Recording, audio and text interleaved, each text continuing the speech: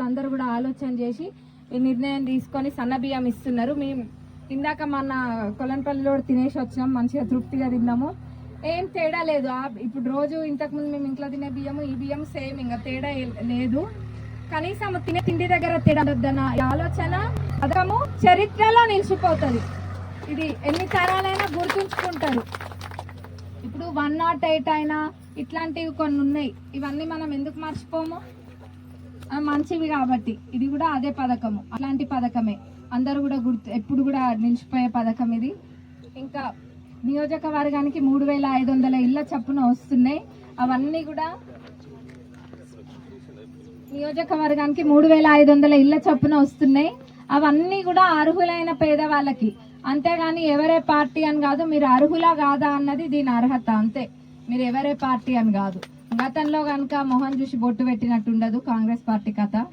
వాళ్ళది వేరు, మనది వేరు ఎంతైనా. మరి ఇది ఒక్కసారి 3500 ఇల్లు వచ్చి ఆగిపోతే అని అనుకునేరు కాదు. ఇది ఒక నిరంతర ప్రక్రియ. ఇల్లు అనేవి వస్తూనే ఉంటాయి. ప్రతి పేదవాళ్ళకు కూడా ఒక్కటే కళ, మన సొంత ఇంట్లో మంచైనా చెడైనా మన ఇంట్లో కావాలి, సొంత ఇల్లు కట్టుకోవాలి జీవితకాలంలో అనేది.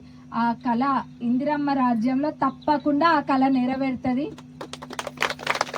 ఇది ఇప్పుడు ఎవరైనా మిస్ అయినా కానీ నిరంతర ప్రక్రియ కాబట్టి మళ్ళా ఇల్లులు వస్తూనే ఉంటాయి.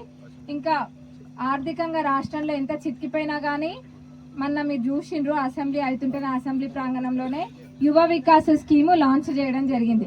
ఎంతమందికి తెలుసు యువ వికాస్ స్కీమ్? అందరు తెలుసా?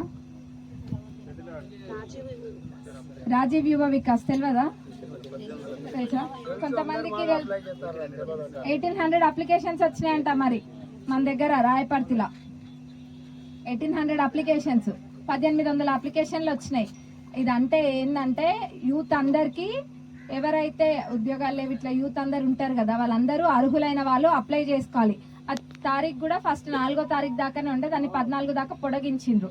కాబట్టి అప్లై చేసుకున్న వాళ్ళందరూ కూడా అప్లై చేసుకోండి. 3 నుంచి 4 లక్షల దాకా వస్తాయి. స్టేట్ మొత్తంలో, మన రాష్ట్రం మొత్తంలో